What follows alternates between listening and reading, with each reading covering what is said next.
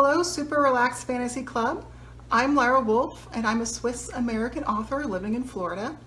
I write dark fantasy with a hearty side of snark. Today, I'd like to share with you the first chapter from my new series called The Nine World Chronicles, which debuts October 9th.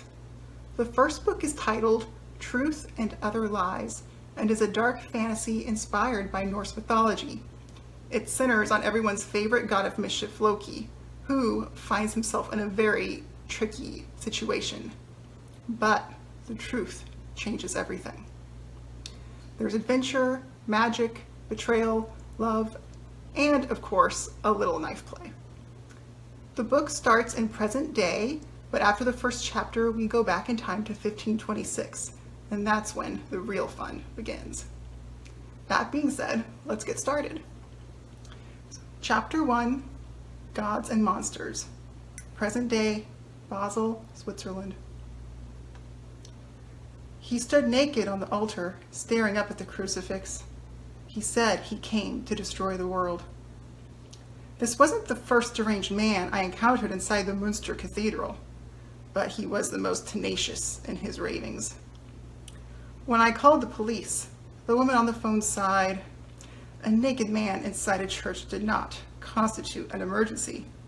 I strongly disagreed.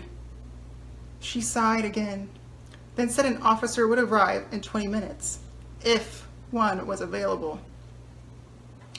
I cleared my throat, wanting to alert the man of my return.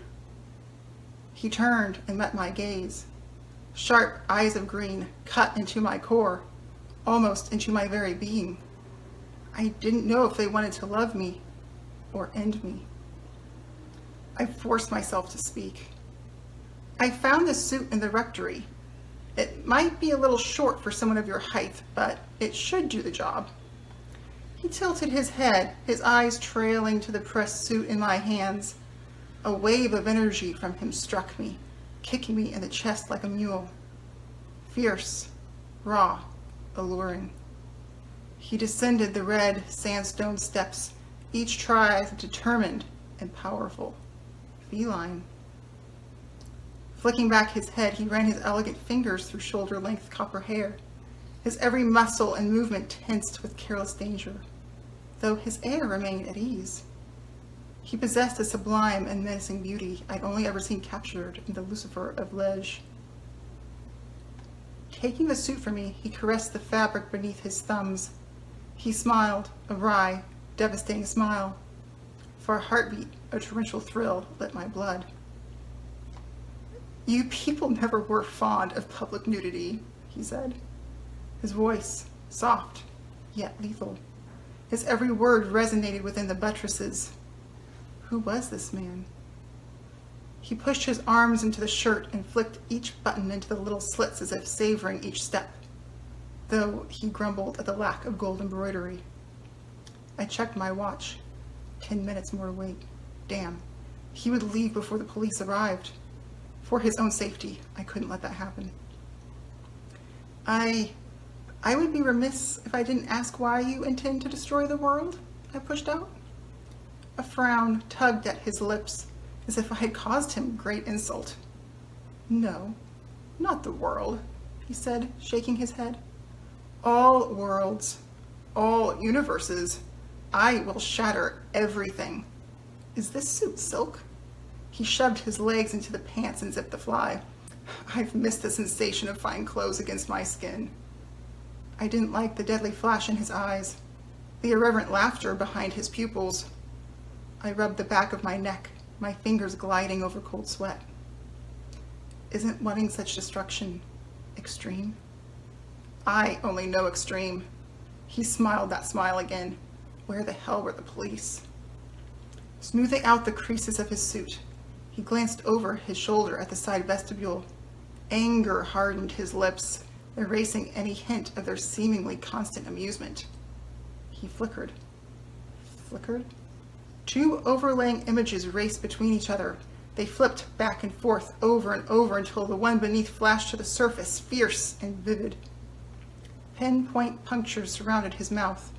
A map of scars stretched across his face. Twisting in thick red lines, the marred tissue traveled down his neck, disappearing beneath his white Oxford shirt. My breath stopped. A sickening chill gripped my stomach.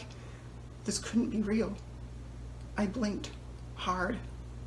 His beauty returned, unobscured by the horror, unobscured by anything. He was, once again, perfect. The low lighting alongside my nerves played with me. That was the explanation. It had to be. Where are they? He growled. He walked to the plain cross standing beside an open Bible. A single white candle sat to its right. He curled his hands into fists, the skin pulling white over his knuckles. Where are what? The beeswax candles, the trays of sand. His rage crashed against my chest in violent waves. Why should he be this upset over a Catholic superstition? There haven't been prayer candles in the Munster for 500 years. Not since the Reformation. You must be confused with another church, I said. His shoulders dropped. His skin paled. For the first time, he appeared fragile, fatigued. 500 years, he whispered. Pain lanced each word. He neared the candle, his footing no longer anchored. He stared at the wick, his gaze lost somewhere, someplace. I'm sure there's someone out there looking for you. Is there a phone number I can call?